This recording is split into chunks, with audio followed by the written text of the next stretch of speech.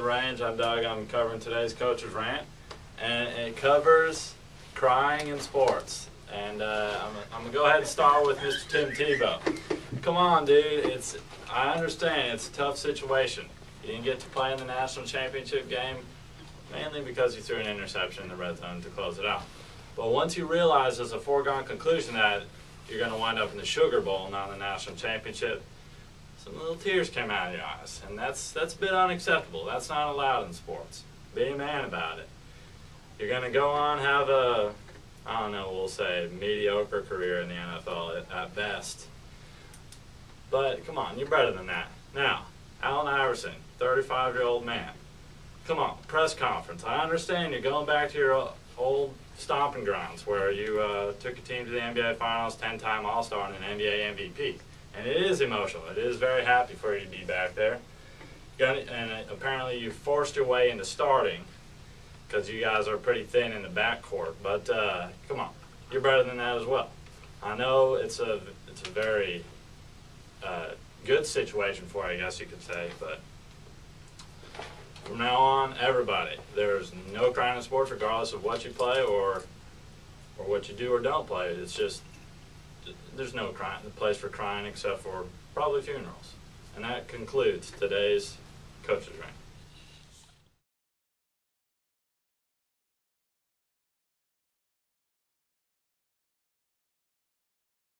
Welcome back to the Range.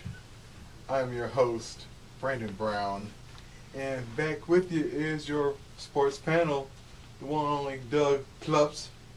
I didn't get it right. I really didn't. No, you did fine. It's all right. Oh, okay, thank you. J.B. Brown, the Honorable Chris Gallen, and Cleveland Spears. And we're going to start off today with, of course, college football. And we're going to talk about, first and foremost, we're going to go FCS route. And talk about, this miraculous season SFA had in 2009. JB, start it off. Well, SFA had perhaps one of the best seasons in the school's history.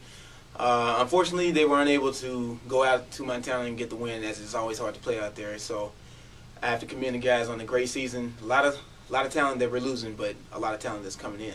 Doug. I have to second that. It was a great year, 10 wins, tied for the most, if I'm not mistaken. But they went from 4 wins to 10 wins, which is always a great improvement.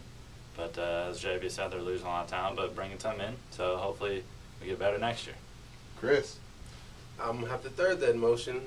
Losing a lot of talent, but bringing a lot in. I think next season will be even better than this season. I think we'll go a little deeper in the playoffs.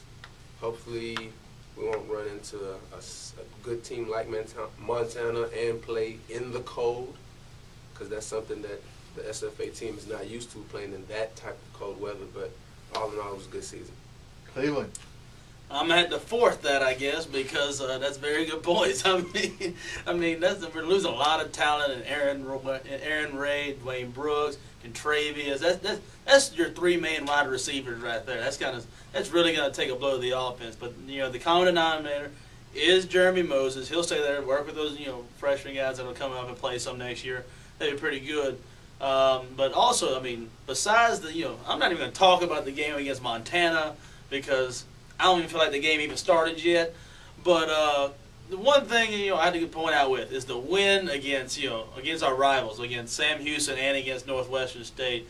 Huge wins, probably boosted the confidence of a lot of people. Also going into SMU, only losing by 8 points. That was the pick-me-up of the year.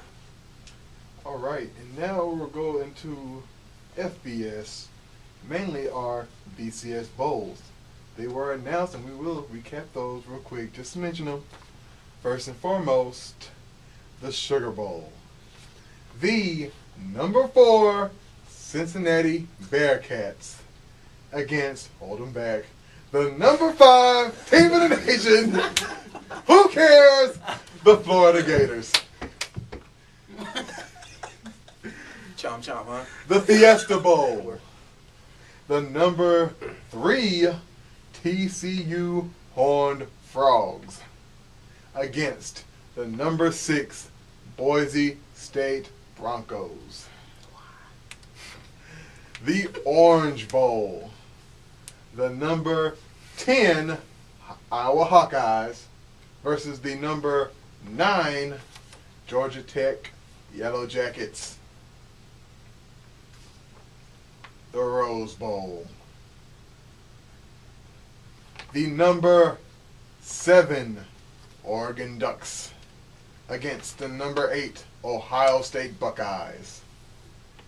And now for the BCS National Championship taking place in Pasadena. The number 2 team in the nation, the Texas Longhorns, versus the number 1 Alabama Crimson Tide. Of these BCS bowls, which one stands out to you, the panel, and why? Cleveland. Cool. I get to start off first. The one that gets to start, one that like stands out to me is this crappy ass Boise State TCU matchup. That is a cop-out bowl. I hate the fact that those two teams got to play each other because the BCS doesn't want to lose money again. Not a team, Alabama didn't do anything last year against Utah. Therefore, they're trying to go ahead and create this bliss kind of bowl season. That really sucks because, TCU should be playing, a team like Cincinnati, a team, like Ohio State, like Oregon, like Florida. They should be playing them right now. Not getting ready to play Boise State. They play two in the 2 weaker conferences. It's not going to help their rankings at all next year. So don't even sit back and say for people like, oh, it would help their rankings in the next year if whoever wins. That's bull, because there's no way whoever wins this ball game will still be in the top 5. I'll give you top 15, but you will not be in the top 5 like you're supposed to be if you would have beat, say, like a Florida or an Alabama or a Texas or whatnot. You're not going to get that ranking. So this bowl stands out to me as the cop-out bowl, and I don't see why they even made it, only because they didn't want to lose money. Doug. All right, well, since he took my first choice, I'm going to go ahead and go with the Orange Bowl. Georgia Tech and Iowa. I know Iowa, not that fun to watch, but they have a really strong defensive interior going against the spread option of Georgia Tech, one of the best running teams in the country. That should be rather interesting to watch who will wins out of those two. So, Chris. Well, since Doug took my game, I'm going to go ahead and go with the game I should have picked first time. Florida, Cincinnati. I want to see Florida rebound from that horrible loss from what we had against Alabama, it was bad. Cincinnati, they had a very great come-from-behind win against Pitt. So I really feel that Tebow should and will go out on top for his final game in his career. And that's the game I really want to see. JB. Preferably, I prefer to see all of them, but mainly I really want to see that Florida-Cincinnati matchup. I mean, I saw the Boise State-TCU matchup last year, and TCU beat them. So mainly that game is pointless, just like Cleveland said. So I really am anticipating that Florida-Cincinnati matchup, so I'm expecting a good one. All right. Next topic.